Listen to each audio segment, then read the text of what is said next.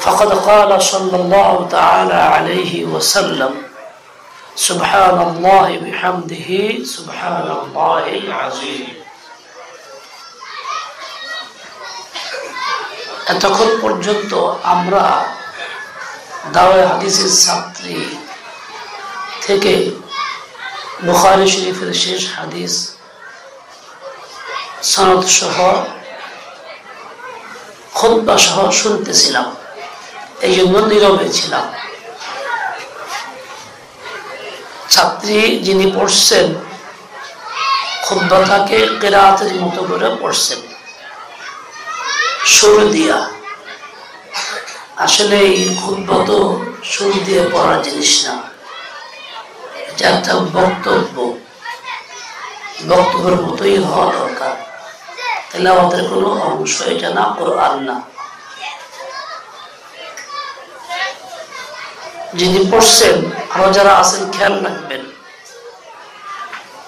ইমাম বুখারী রাহমাতুল্লাহি আলাইহির পিতা মুহাম্মদ ইবনে ইসমাঈল, মুহাম্মদ ওনার নাম, পিতার নাম ইসমাঈল, তার পিতার নাম ইব্রাহিম, তার পিতা মুগীরা।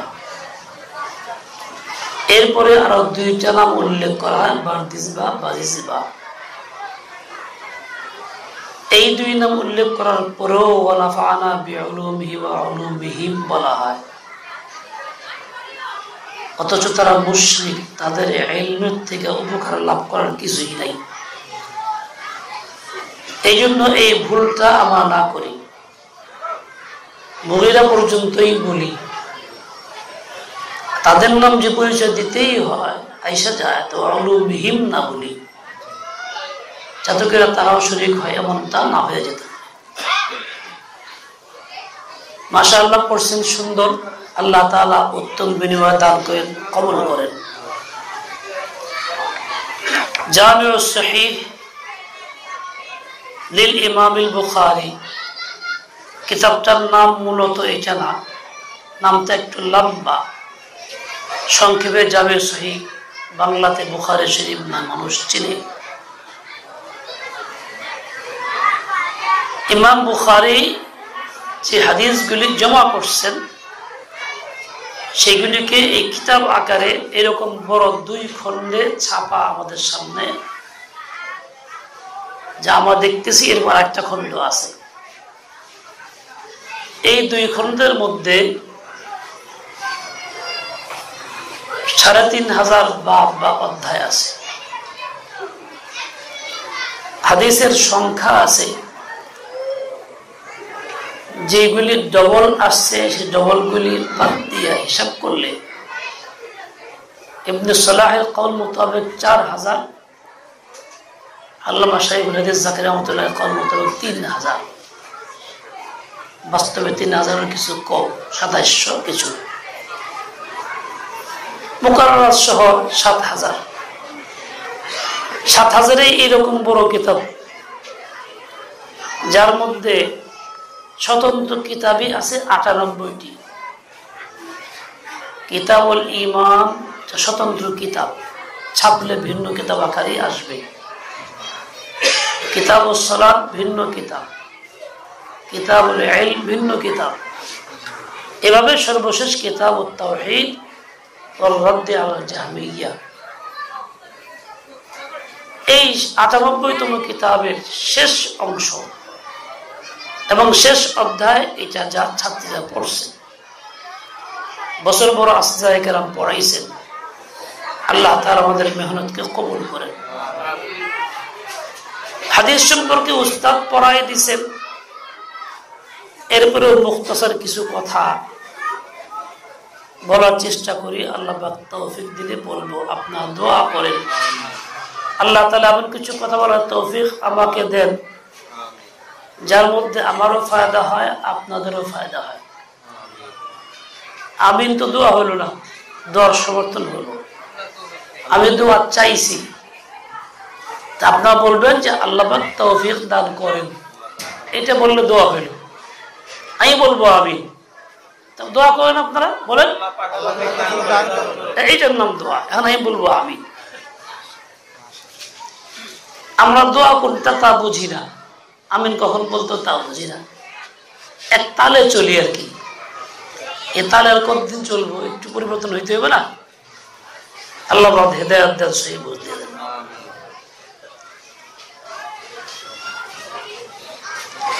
পৃথিবীতে বহু ফিরকা আছে, যে ফিরকাগুলি ফিরকায়ে বাতিলা, ঈমান আমল যা নষ্ট করছে নিজস্ব বুদ্ধি যুক্তিতে। ঈমান কোন যুক্তির জিনিস না, বুদ্ধির জিনিসটা, বিশ্বাসের জিনিস। আর সেটাও বলতে গেলে অন্ধবিশ্বাস। মানুষ গালি দেয় অন্ধবিশ্বাস করে, যারা সব অন্ধবিশ্বাস করে। আসলে ঈমান হয় অন্ধবিশ্বাস। আল্লাযীনা ইউমিনুনা বিল গায়বি, না দেখেই বিশ্বাস করার লাগে। কেন বিশ্বাস করি? আল্লাহ বলছেন। কেন বিশ্বাস করি? তার রাসূল বলছেন। আমি দেখি নাই, কিন্তু বলছেন তাই বিশ্বাস করি। আল্লাহ বলছেন তাই বিশ্বাস করি। এই অন্ধবিশ্বাসী হলো ঈমান। বিশ্বাস কেন করতেছি? যে আল্লাহর চেয়ে সত্যবাদী আর কেউ হইতে পারে না। আল্লাহ যাকে রসুল বানায় পাঠাইছেন তার চেয়ে সত্যবাদী কেউ হইতে পারে না। তাই সত্যবাদীর কথাই বিশ্বাস করি। কবিলায়ে হাওয়াজিন, হুনাইন, এদের সাথে যুদ্ধ হয়েছিল। এই যুদ্ধে তারা পরাজিত হয়েছে। সাহাবায়ে কেরাম তাদের মাল সম্পদ, স্ত্রী পুত্র সবকিছু কবজা করছেন, গনিমতের মাল। 19 দিন পর্যন্ত অপেক্ষা করলেন যে এরা আসে কিনা, তওবা করে কিনা, কিন্তু এরা আসে নাই। আসছে 19 দিন পার হয়ে গেলে, রাসূল আকরাম সাল্লাল্লাহু আলাইহি ওয়াসাল্লাম 19 দিন পার হয়ে গেলে সব বন্টন করে দিয়ে দিয়েছেন সাহাবায়ে কেরামকে। গনিমতের মাল সকলেই মালিক, সকল মুজাহিদিন অংশীদার। এরপরে তারা আসছে এবং তারা মুসলমান হয়েছে। এসে বলছে, ইয়া রাসূলুল্লাহ, আমাদের মাল সম্পদ, বাল বাচ্চাকে ফিরিয়ে দেন। হুজুর বলছেন, দেখো, আহাব্বুল হাদিস ইলাইয়া আসদাকুহু, সবচেয়ে প্রিয় কথা হলো সত্য কথা আমার কাছে, সত্যই বলি। নবী সাদিকুল মুসদুক। তোমাদের এই দুইটা ফেরত দেওয়া হবে না। অপেক্ষা করছিলাম 19 দিন, আসো নাই, মানে একটা নিতে পারো, হয় মাল না হয় স্ত্রী পুত্র। তারা চিন্তা করে বললেন, তাহলে স্ত্রী পুত্র নিয়ে যাই, মাল নাই পাইলাম। বললেন যে হুজুর, আমাদের বাল বাচ্চাকে ফেরত দেন, স্ত্রী পুত্র ফেরত দেন। ঠিক আছে। সাহাবায়ে কেরাম ডাকলেন, বললেন যে এরা তো তোমাদের ভাই, মুসলিম হয়েছে, তওবা করে আসছে, গনিমতের মাল হিসাবে ফেরত তোমাদেরকে দেওয়া হয়েছিল। আমি এদেরকে তাদের বাল বাচ্চা ফেরত দিবার চাইতেছি। যার বাটে যিনি পড়ছেন, স্বেচ্ছায় যদি কেউ দিতে চাও, বিনিময়ে ছাড়াতে দিয়ে দাও। আজ বিনিময়ে চাও তো আগামী যুদ্ধে কোনো গনিমত আসলে বিনিময়ে দেওয়া হবে। সবাই বললেন, হুজুর, আমরা এমনি দিয়ে দিলাম। হুজুর বললেন, তোমাদের মধ্যে কে দিল থেকে দিল, কে দিল থেকে দিল না, এটা আমার জানা নাই। মানুষ বলে ভ্রান্তির কথা যে নবী গায়েব জানে। সাহাবায়ে কেরাম বললেন, আমরা দিয়ে দিলাম। হুজুর বললেন যে কে দিল থেকে দিলা, কে দিল থেকে দিলা না, আমার জানা নেই। গায়েব জানলে তো বলতে পারতো, হ্যাঁ দিল থেকে দিছো, মানলাম। তো গায়েব কেমনে জানা হইল? এইসব ভ্রান্তিকর কথা বলে উম্মতে মুসলিমাকে ইমান থেকে বিচ্যুত করে দূরে সরায় ফেলে এই ফিরকায়ে বাতিলাগুলি। রাসূল সাল্লাল্লাহু আলাইহি ওয়াসাল্লাম বললেন, কাম করো, তোমাদের আরিফ যারা, তাদেরকে আমার কাছে পাঠাও। প্রত্যেক গোত্রের, প্রত্যেক বংশের একজন লোক থাকে যে তাদের নিয়ন্ত্রণ করে, সে আমাদের কাছে আসো, তাদের লোকজনের পরামর্শ নিয়ে আমাকে জানাও। সবার পক্ষ থেকে ওনারা আয়েশা বলে, হুজুর, আমরা সবাই দিল থেকে দিয়ে দিয়েছি। হুজুর ফেরত দিলেন, তাদের বাল বাচ্চাকে ফেরত দিয়ে দিলেন। কথা ছিল কি, আহাব্বুল হাদিসি ইলাইয়া আসদাকুহু, সত্য কথা আমার কাছে সর্বাধিক প্রিয়।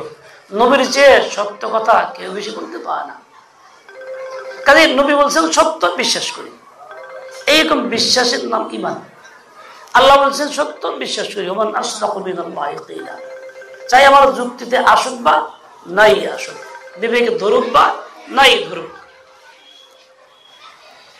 তো ঈমান নষ্ট করার জন্য অনেক ফিরকায়ে বাতিল আছে।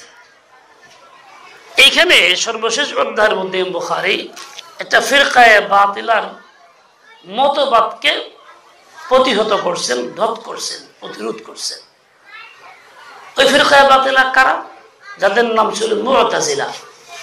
বর্তমানে এই নামে খুব কম পাওয়া যায়, কিন্তু আকীদা আছে, তাদের ধ্যান ধারণা বিশ্বাসটা সমাজে প্রচলিত আছে। ওরা কি বলে, কি জন্য ঈমান নষ্ট করে?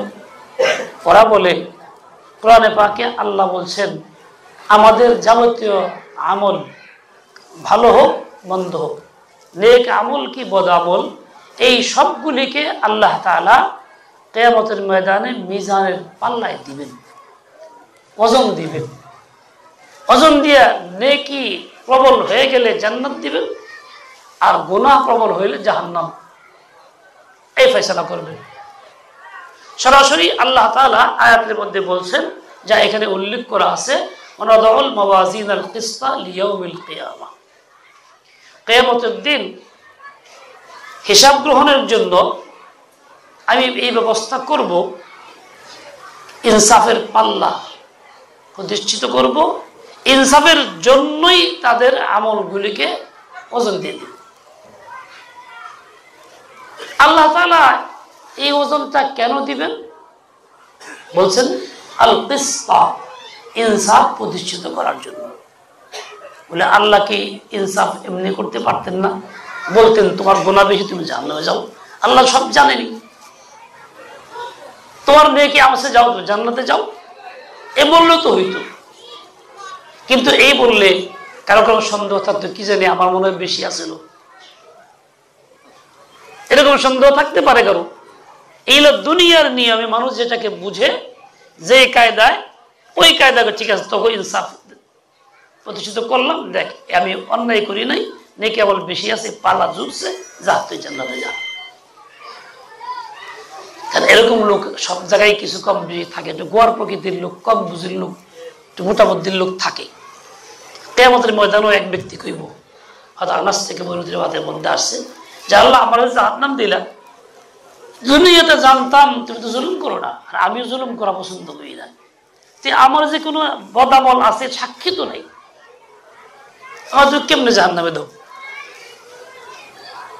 তো আমি মানবো যদি আমার এই আত্মার দেহের সাক্ষী দেয়, তাহলে মানবো, কারণ অন্য তো কেউ দেখে নেই আমি কি করছি। আমার ঠিক আছে তাই হবে, তা আল্লাহ তার মুখ বন্ধ করে দেবে। বন্ধ করে দিলে ও মুজমান চলবে না, হাত পা বলবে, হাত বলবে আমি এই অপরাধ করছি, আমার এই কাজটা করাইছে, পা বলবে আমি এই অন্যায় করছি, গোপন অঙ্গ বলবে আমি জিনা করছি, ইত্যাদি সবই বলে দেবে, ও জবাব দিতে পারবে না। তা জাহান্নামে যাও। এখন যখন জবান খুলবে তখন বলবে হায় রে আফসোস, আমি তগো বাঁচানোর লেগে আল্লাহর সাথে এরকম মোকাবেলায় গেলাম, আর তোরা বিরুদ্ধে সাক্ষী দিয়ে দিলি, যা ধ্বংস, কিছু করার নেই, ফাসিকাল্লাহ কুন্না ওয়াদান্না কুন্না, জাহান্নামে যাবে, কোনো পথ তো আর নাই। তাহলে এরকম লোক আছে এবং থাকবেও, আমাদের মতো এরকম অবুঝ লোক থাকে। এই জন্য আল্লাহ তাআলা সকলের সান্ত্বনা এর মধ্যে রাখছেন, ইনসাফ প্রতিষ্ঠিত করবেন এইভাবে। এখন এই যে মিজান বা পাল্লা, আসলে পাল্লা তো আমাদের দেশে প্রচলন আছে, ধান চাল ইত্যাদি মাপ দেয়, লাকড়ি মাপ দেয়, কিন্তু সব পাল্লা একরকম না, পাল্লার নাম যদিও এই প্রচলন আছে, এটাকে আরবিতে মিজান বলে। আসলে এটা মিজান অর্থ হল মাপ যন্ত্র, যা দিয়ে মাপ দেওয়া হয়। যে প্রকৃতির জিনিস ওই প্রকৃতির মাপ, বাতাস মাপার যন্ত্র ভিন্ন থাকে, জ্বর আসলে তাপমাত্রা মাপার যন্ত্র ভিন্ন থাকে, ওটাও মিজান। স্বর্ণ মাপার ভিত্তি ছিল আগে, ওটাও মিজান। আধুনিক মেশিন বর্তমানে আছে মিটার, ওটাও কি মিজান। আল্লাহ তাআলা মানুষের আমল যেরকম আমল অনুপাতে মিজান কায়েম করবেন।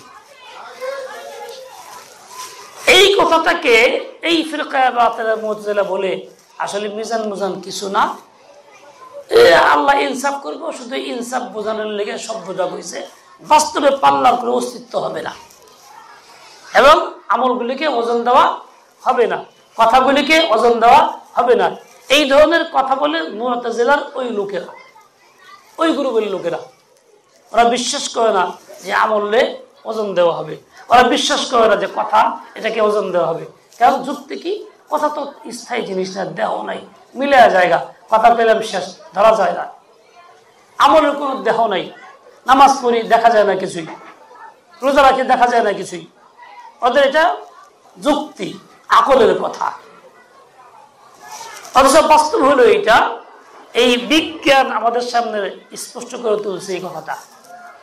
এখন আমাদের কথাগুলি রেকর্ড হয় মোবাইলে, বিভিন্ন যন্ত্রের মাধ্যমে, ফোন করলে সেটাও রেকর্ড হয়ে চলে আসে মোবাইলের ভিতরে, যে কথাগুলি ধরা যায়, যে বিজ্ঞান প্রমাণ করছে।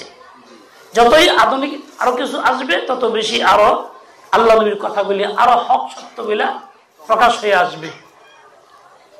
তাইলে এই কথাগুলি মিলে যায় না, আছে, সংরক্ষণ আল্লাহ তাআলা করছেন, ফেরেশতারাও সংরক্ষণ করছেন, নামায় আমলে থাকবে।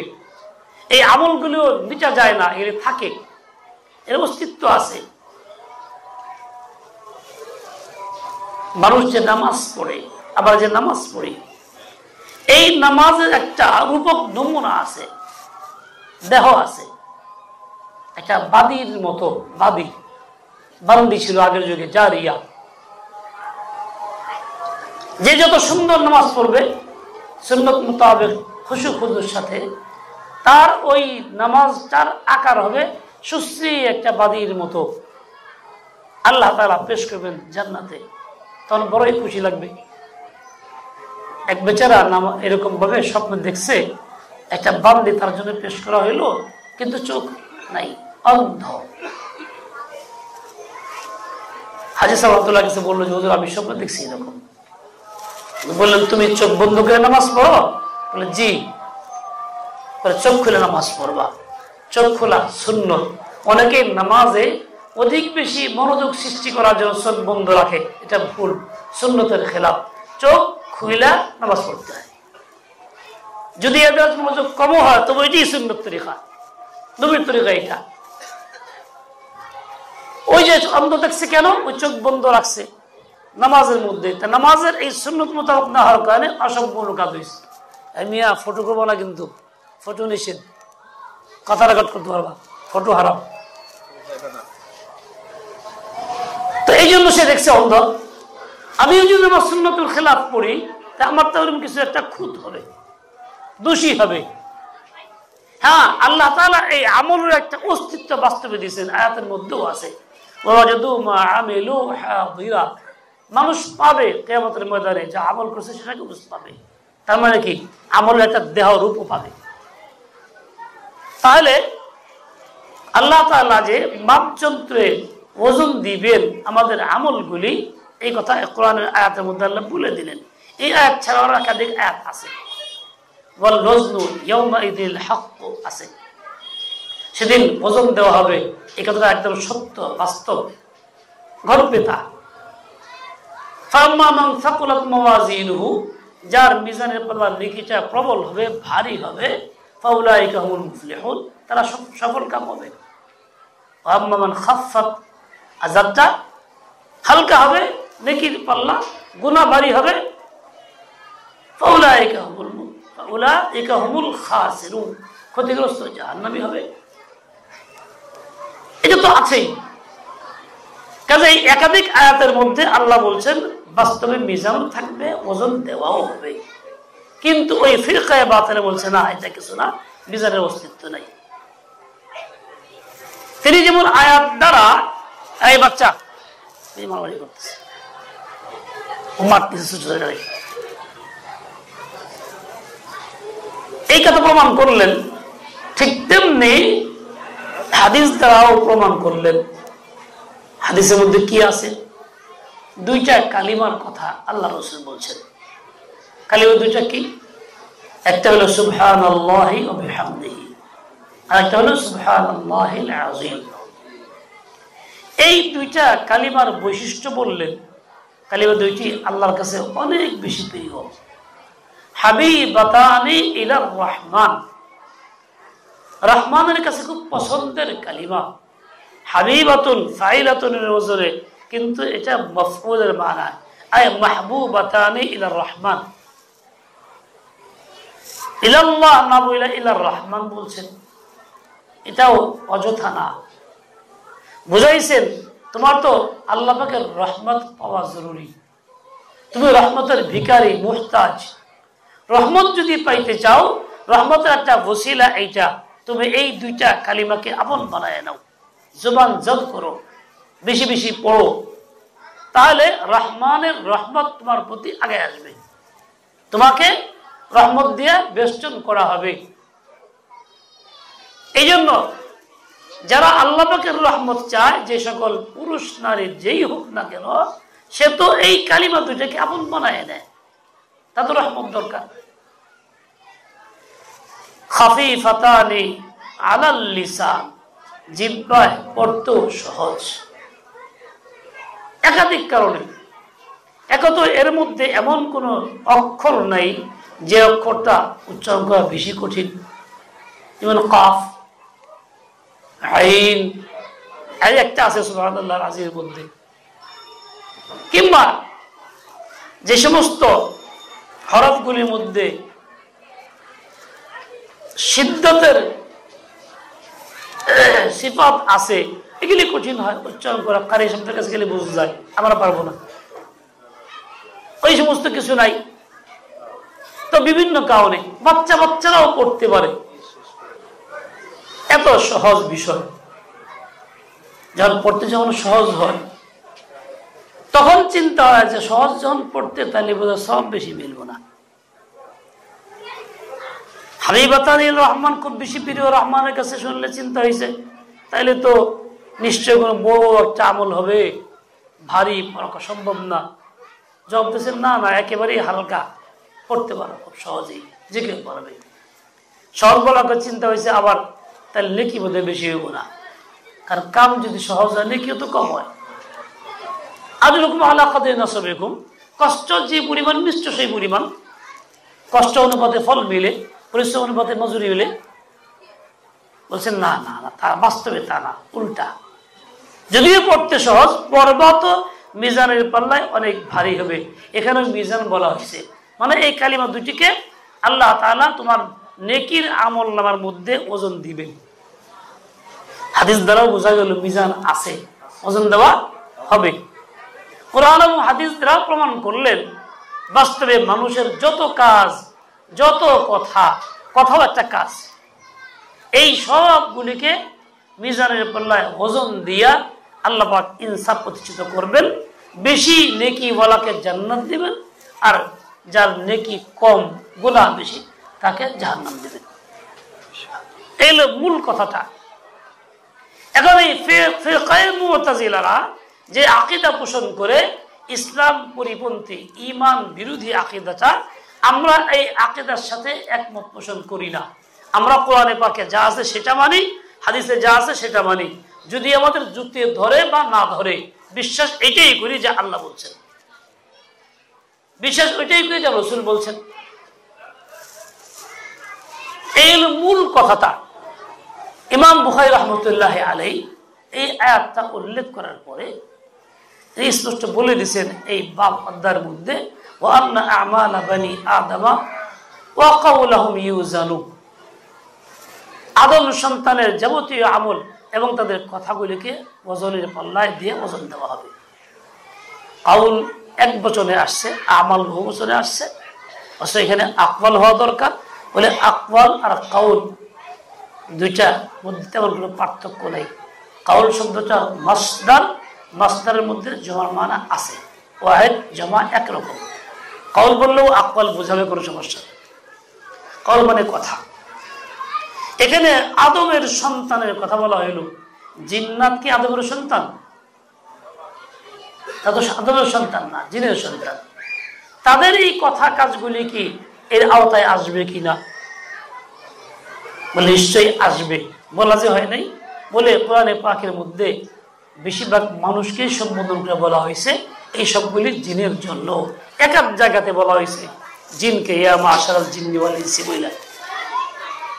তাছাড়া যত হুকুম আহকাম আছে মানুষের জন্য যেমন জিনের জন্য তেমনি এই দুইটা শ্রেণী মুকাল্লাফ, অন্য কোনো জীবজন্তু কোনো শ্রেণী মুকাল্লাফ না।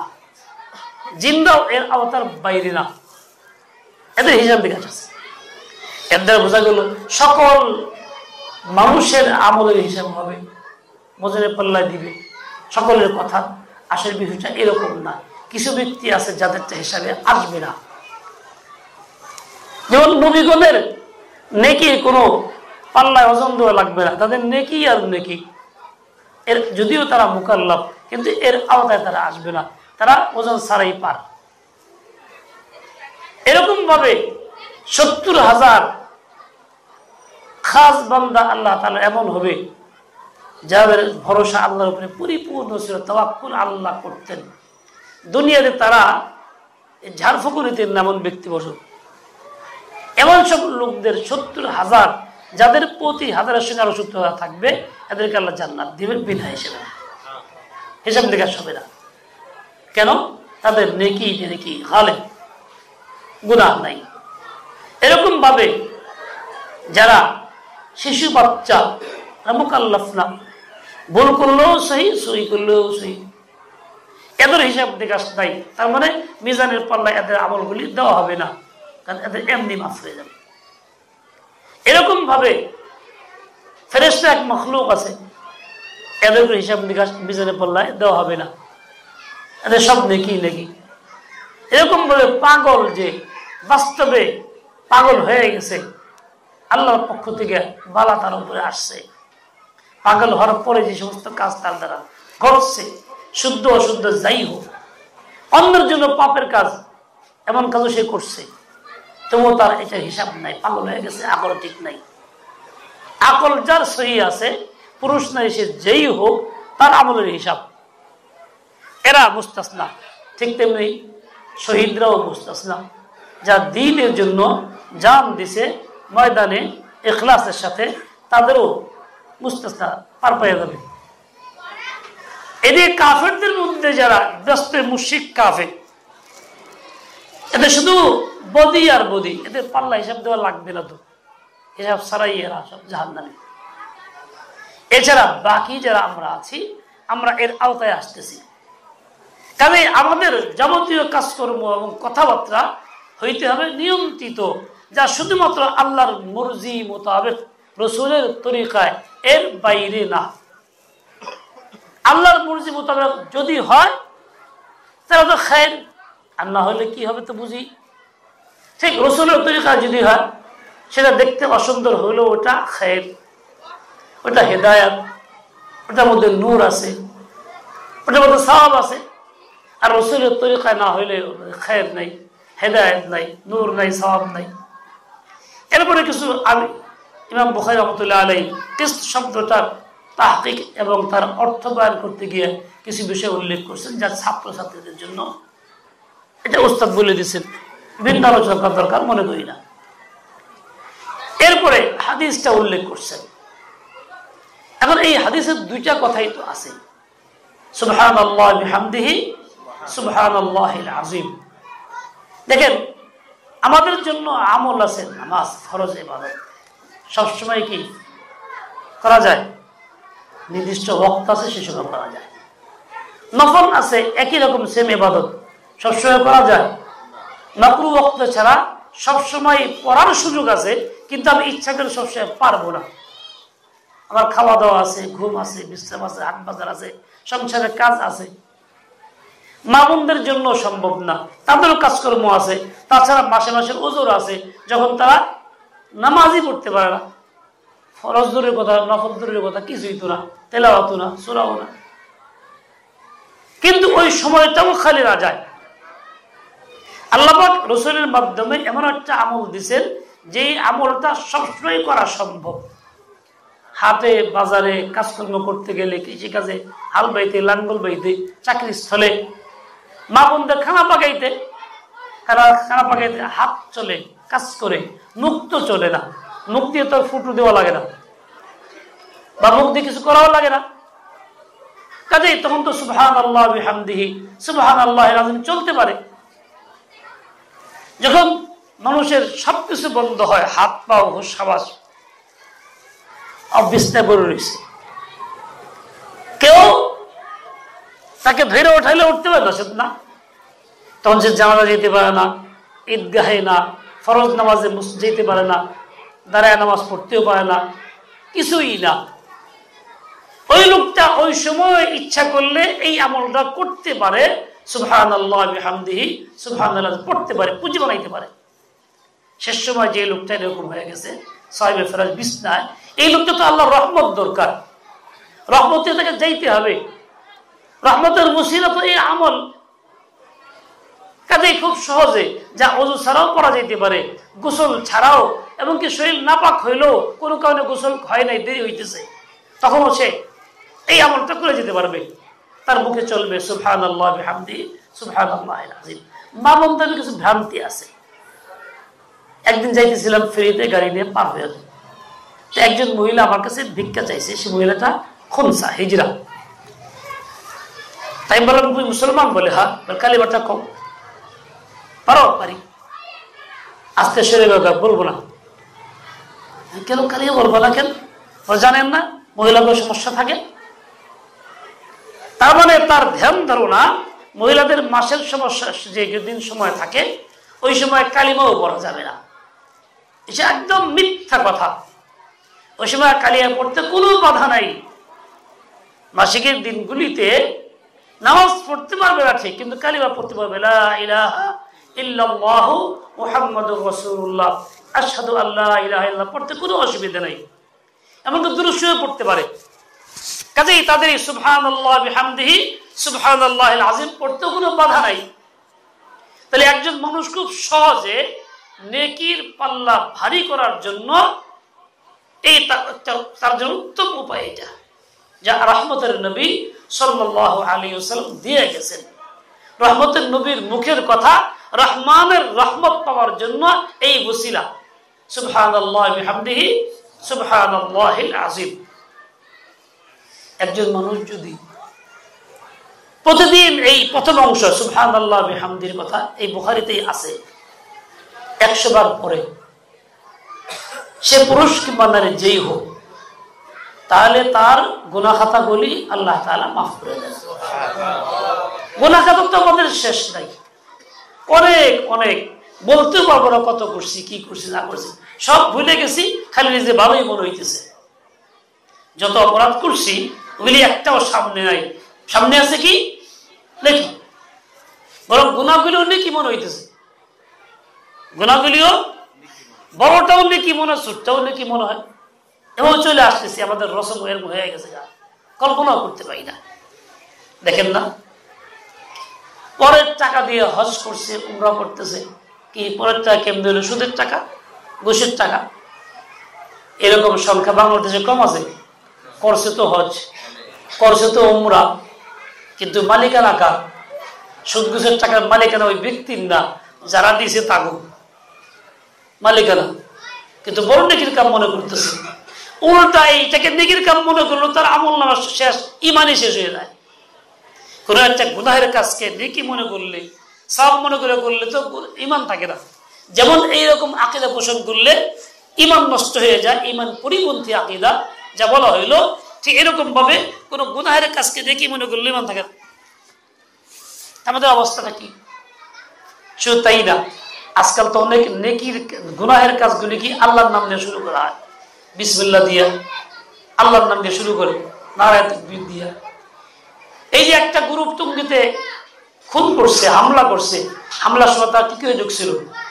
নারায়ে তাকবীর আল্লাহ ঢুকছিল। এই নারায়ে তাকবীর আল্লাহ কি মারামারির লেগে, খুন করার লেগে?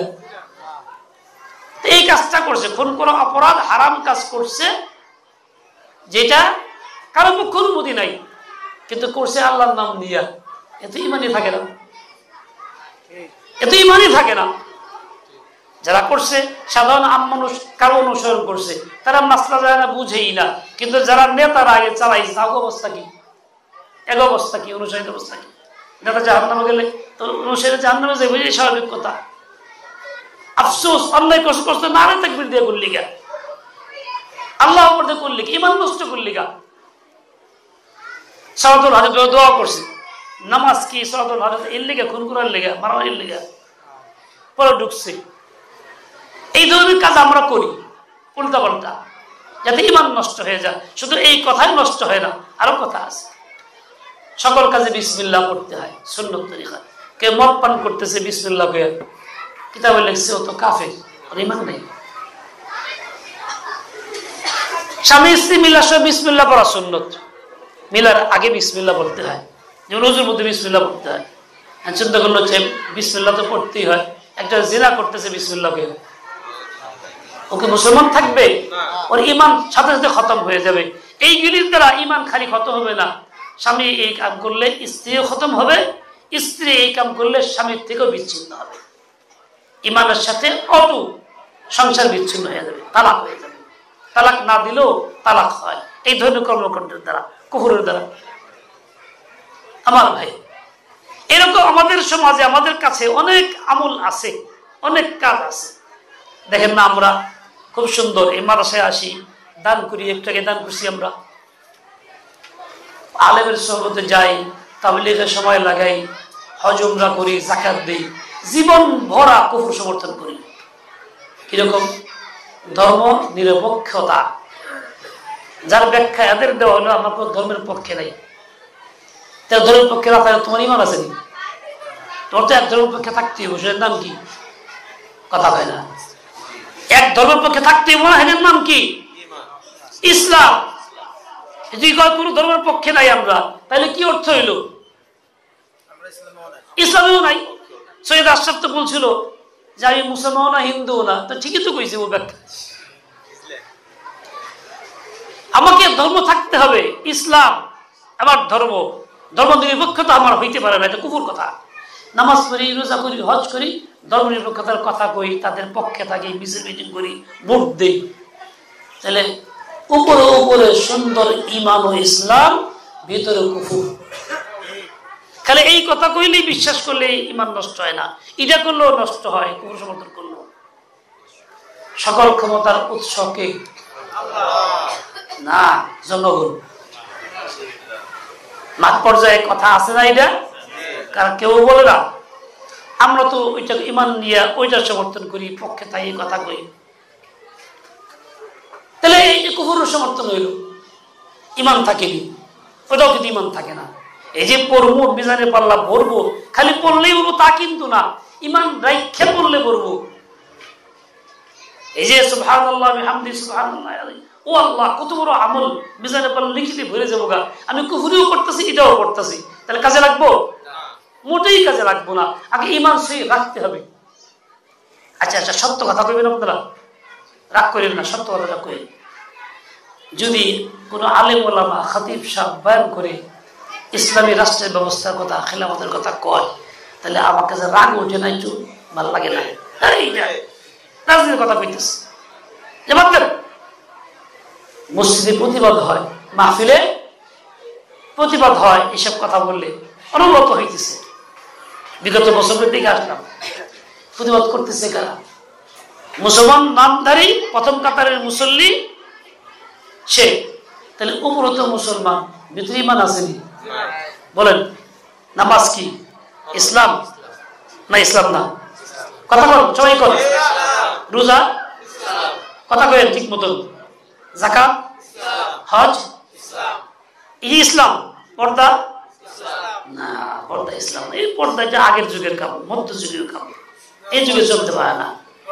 কালিমা হাজার বার লা ইলাহা ইল্লাল্লাহ পড়লে কি, কোটি বার সুবহানাল্লাহ বিহামদি পড়লে কি, আর ইমান নেই, আর আমল নেওয়ার যোগ্য হবে না কিছু।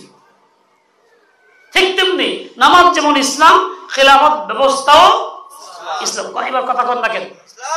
খেলাফত ব্যবস্থাও রাসূল আকদাস সাল্লাল্লাহু আলাইহি ওয়াসাল্লাম রাষ্ট্র চালাইছেন না? এই রাষ্ট্রকে অস্বীকার করলে ইমান থাকবো নি?